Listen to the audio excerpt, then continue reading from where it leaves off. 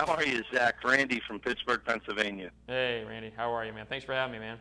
Or should I call you Champion Golfer of the Year 2015? You can do that. You can do that. Well, you earned it, that brother. doesn't sound You bad. earned it. Thank you. Thank you. I actually had a business meeting that day that I canceled and told the gentleman to come to my house, and we would watch the final round of the Open over steak and wine, and had the meeting here at my home, and that was remarkable. One of the most incredible Opens in recent history. And what got me, Zach, was the 17th hole during the playoff round, and that's what I want to talk to you a little bit about first. Going back through the road hole, how were you able to keep your concentration? Because basically when you blew it left of the road hole, then, as I would say, scalded over the green, most golfers would have lost their focus at that point. What allowed you to stay focused? Where was your mindset then? Well, I mean, I think staying focused was not an issue, and in that sort of situation, I mean, everything's kind of heightened, everything's kind of magnified. You know, I probably hit a shot. Well, I hit a terrible shot on my second shot. Probably the worst shot I hit, certainly all day, potentially even all week. You know, but I felt great about where I was, certainly in the game and in that situation. So, you know, I'm like, just stick down, stick to what you're doing. You're here for a reason. I tried to hit a shot that was very, very difficult. I don't regret it. Clearly, it's easy to say that, but at the same time, if I was in that position again, I'm not going to chip it out over there to 40, 50 feet and just basically concede a 5. I'm going to try to get this up and down. That was the last thing I was thinking. So, you know, I drew a good lie on my fourth shot, fortunately, and you know, I'm not saying I was going to make it, but it had a chance, and obviously I hit it to about 4.5, 5 feet, and you know, I hit a great putt on one, I hit a really, really good putt on two, and probably the most solid putt I hit, from what I can remember, was that bogey save on 17. You know, and I had a gift. I mean, obviously a couple 3 putts by both Leash and Louis. You know, obviously that helped me in the grand scheme of things, but you know, I still was able to execute when I needed to. And make that 5-footer. Zach, you just told me that focus was not a problem. You told me that focus was not a problem. Yeah. That's an incredible statement considering the arena you were in at St. Andrews during the Open. When you just said that your focus was not an issue, what were you focused on? You're a professional golfer. Your mindset is the next shot. What is your mindset at that point? Well, you know, it comes down to it. Those situations, crunch situations on Sunday, granted this was on a Monday or a playoff, that's really why I practice. I mean, my practice is very focused. It's very strategic. It's very, I would say, efficient in the approach. So the things that I'm dwelling on are those. I mean, I remember what I did on the range. I remember what I did on the practice putting green. And I'm trying to revert back to those. And the bottom line is this. My focus was, I would say, heightened because at that point, all I can do is control what I can control. I can't control where the ball ends up, but I can control how many looks I take at my target, how many steps I take into the ball, when I'm breathing, how I'm breathing, the pace of my walk, etc. And I hate, but that is really what I'm thinking about. I'm just trying to, not to be simplistic or even cliche, but left foot, right foot. I mean, it really boils down to the simplest of things and trusting what I'm in that position for a reason. There's no reason to deviate. And I don't want to say I was overly comfortable, but if anything, I savor those moments, I relish those moments, and there is a comfort level for me.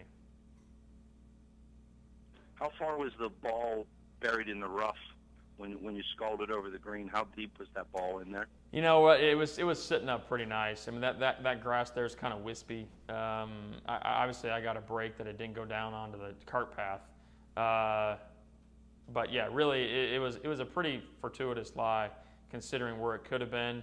I didn't think I'd hit it there, but you know, it was not an easy third shot, and I have zero regrets. Once again, it's easy to say that.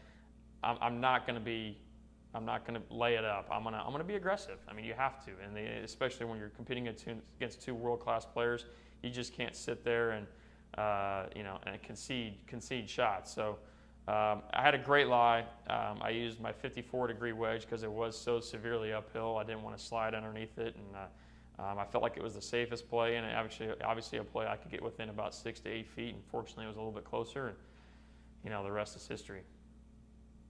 Were you staying at a Carlson hotel when you were in St. Andrews? Is that because you got such a good night's sleep Right. the night before? No. You know what? I appreciate you asking that. No, there was, to my knowledge, there's no country inns and suites in St. Andrews Village. Maybe we need to work on that. But no, I typically try to on the road because it does feel like another home.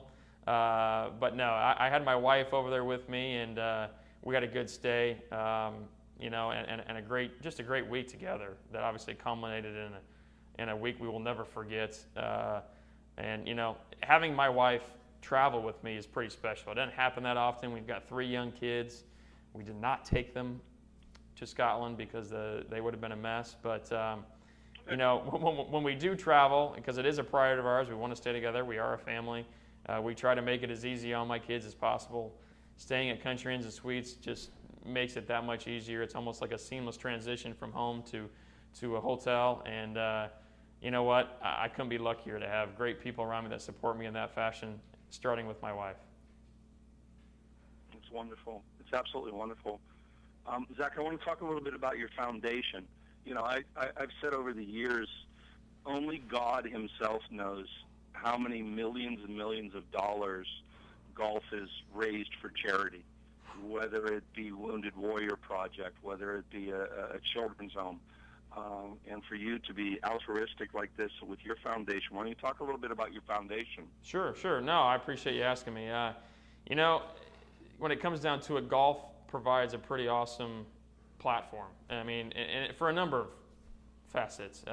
Specifically giving back. I mean, the game of golf has so many elements and so many aspects, and I'd say even values that can just translate to stewardship, to overall just being a giver. And my wife and I feel like, to whom much is given, much is expected. There's a responsibility that goes along there.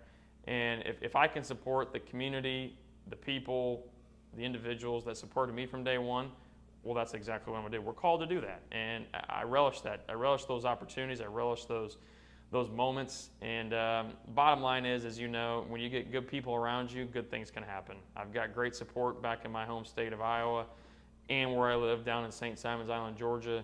I've got a great board of people that communicate and see eye to eye on a lot of things. And basically, when it comes down to it, we're providing opportunities, we're providing life experiences in and out of the classroom for a lot of kids in eastern Iowa, and I couldn't be more proud of it. It's something that I'd like to be remembered for, but there's a lot of individuals that can be remembered for this too, because there's a lot of individuals rolling their sleeves up, getting down to it.